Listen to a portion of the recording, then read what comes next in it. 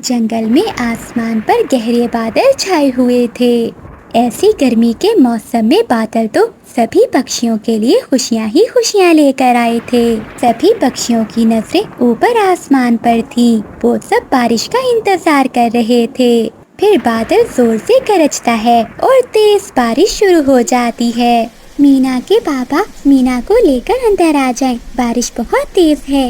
नहीं मम्मा, मैं तो कितने दिनों से बारिश का इंतजार कर रही थी। मुझे तो बारिश में नहाना है। मीना की मम्मा, कुछ नहीं होता, मीना को नहा लेने दो। ठीक है चंदू जी, मैं तो घर जा रही हूँ। ऐसी तेज बारिश में नहाने से बुखार भी हो सकता है। फिर मानो चिड़िया घर के अंदर चली जाती है। मीना और उसका पापा तेज बारिश में नहा रहे थे। चलो मीना, नदी पर चलते हैं, झरना देखने का बहुत मजा आएगा। पहाड़ों से बारिश का पानी गिर रहा होगा। ऐसे मीना और उसका पापा नदी की ओर चले जाते हैं। झरने पर बंटी कबूतर और उसका बेटा कीकी भी आए हुए थे। मीना, मुझे पता था कि तुम जरूर आओगी झरने पर, इसलिए तो मैं अपने पापा के साथ आया हूँ। फिर कीकी कबूतर और मीना चिड़िया दोनों झरने के पास चले जाते हैं। कबूतर यार, मेरी पत्नी तो बारिश से बहुत डरती है। हाँ, मुझे सब याद है। जब एक बार बारिश में चिड़िया का घर टूट गया था, वो तब से बहुत डरती है बारिश से। मैं तो बचपन से चिड़िया का दोस्त हूँ। ठीक है कबूतर, अब हमें घर जाना चाहिए, शाम होने वाली है। आ जाओ मीना बेटा, घर चलें, बारिश बहुत ठंडी हो गई है। फिर वो सभी वहाँ से चले जाते हैं। मैं कब से खिड़की से आपको देख रही हूँ, कहाँ चले गए थे आप? मम्मा मम्मा, हम झरने। चुप कर जाओ मीना, हम तो बाहर ही बैठे हुए थे, भला हमने कहाँ जाना था। मम्मा, मुझे चादर दे दे, मुझे ठंड लग रही है। फिर मम्मा चिड़िया अपनी बेटी के ऊपर चादर दे देती है। आज मुझे कबूतर ने बताया कि तुम बारिश से क्यों डरती हो।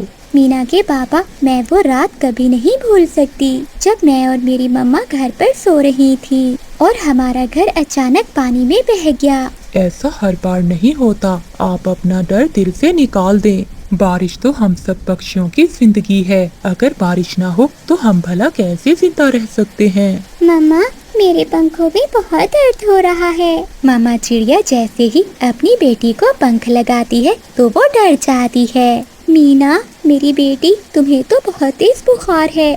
मीना के पापा, मैंने कहा था ना कि ऐसी तेज बारिश में घर आ जाएं। ये बुखार कैसे हो गया मीना को? बारिश में नहाने से थोड़ी ना बुखार होता है।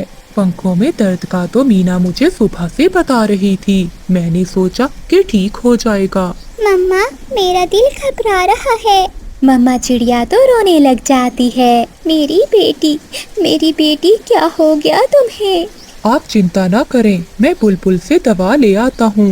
बुलबुल तो आज सुबह अपनी बहन के पास जा रही थी, वो तो घर में नहीं है। आप तो चुप कर जाएं, ऐसे रोने से क्या होगा।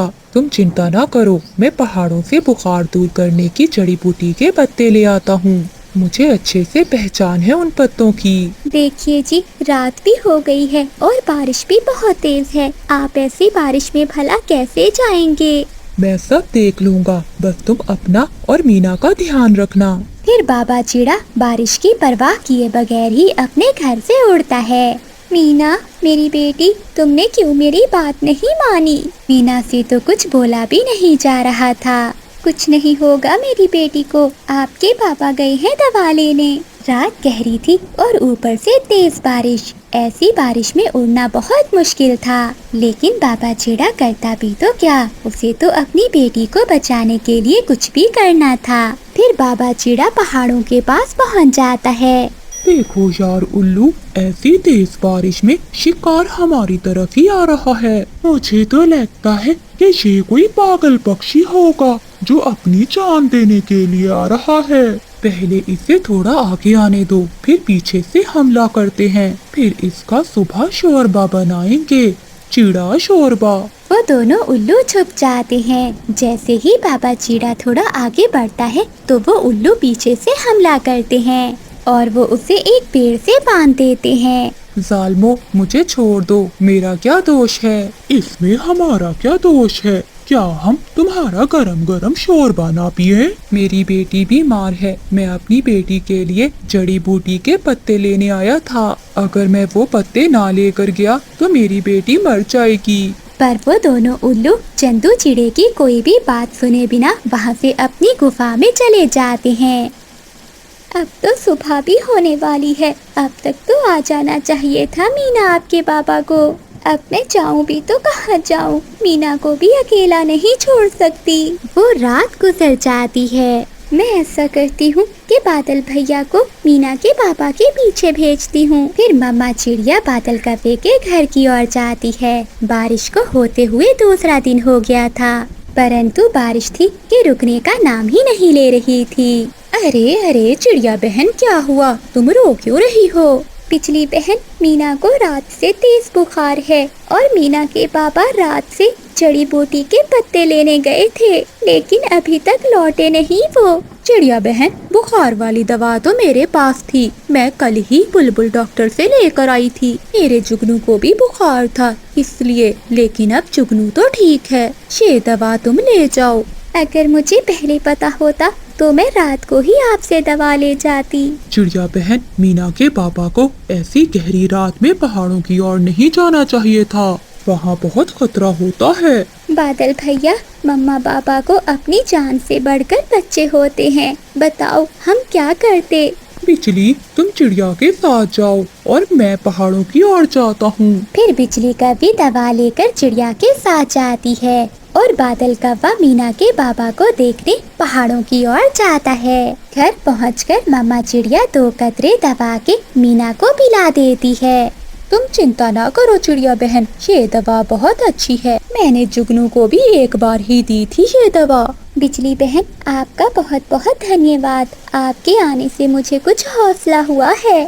फिर बारिश रुक जाती है और आसमान साफ हो जाता है और बादल कव्वा भी पहाड़ों पर पहुंच जाता है।